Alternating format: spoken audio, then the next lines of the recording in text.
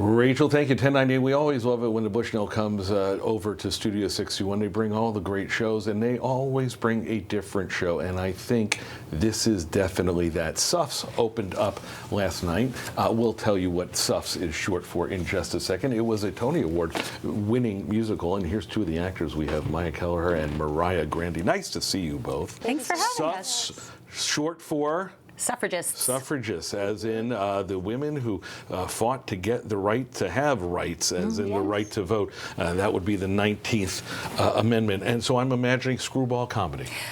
Exactly. You hit the nail on the head. Take us through what goes on stage. Yeah, the show is about the unsung women who got the 19th Amendment passed, so got the right for women to vote. And we bring you through a lot of different aspects of that. You're going to laugh, you might cry, you're going to feel hopeful.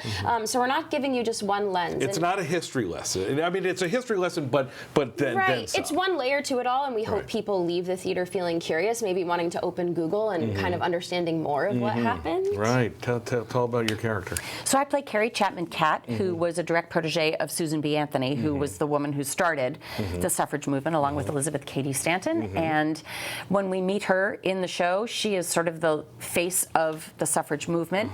She was the president of the National American Woman Suffrage Association for years and years and years. She was the founder of the League of Women Voters.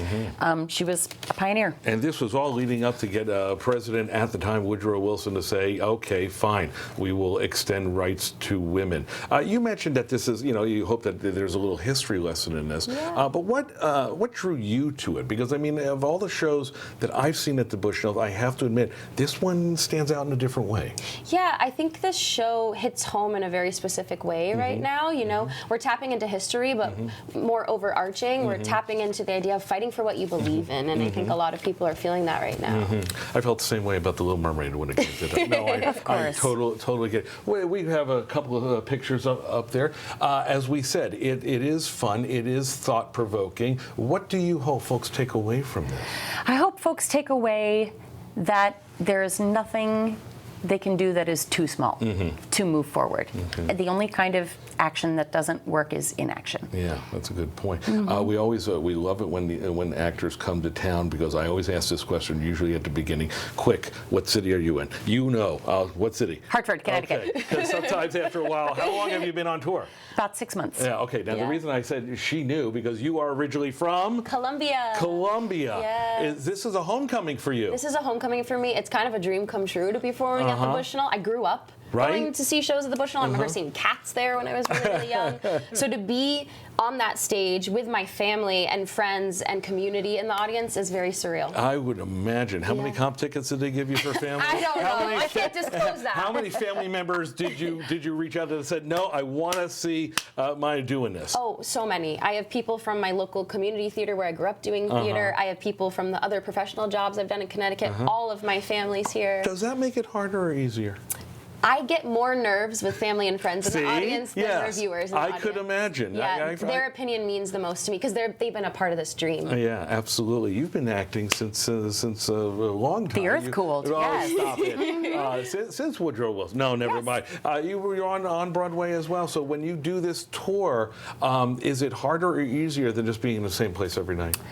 It's definitely harder because because I mean, as you said, like you did the lightning round, what city am I in? I mean, it's only because I've already been like doing Hartford news this morning that I knew where I was.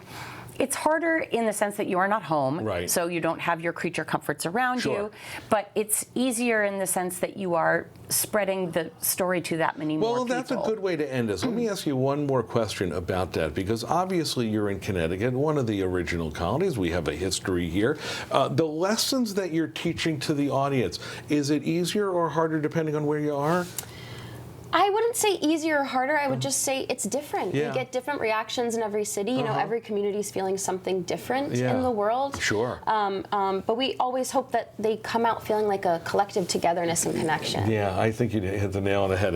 Given the way it is in the world, and obviously going back on a history lesson and doing it in an entertaining way must be fun. Let's put the information up on the screen. There it is. It opened last night. Goes through February 1st, which is this weekend. If you want tickets, there's plenty of them. Although Maya's family probably got a big chunk of them.